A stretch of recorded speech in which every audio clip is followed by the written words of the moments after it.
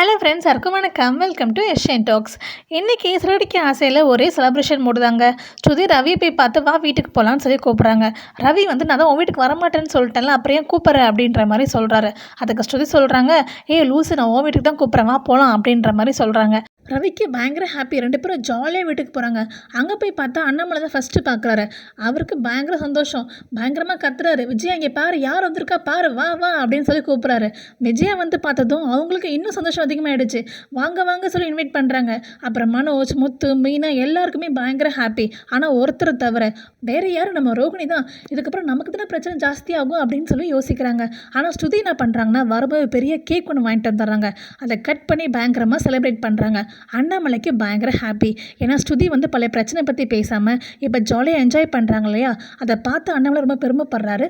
இன்றைக்கி அண்ணாமலை பயங்கர ஹாப்பிங்க. அடுத்து நடக்கும் நாளைக்கு பார்ப்போம். தேங்க்யூ அண்ட் தேங்க்ஸ் ஃபார் வாட்சிங்.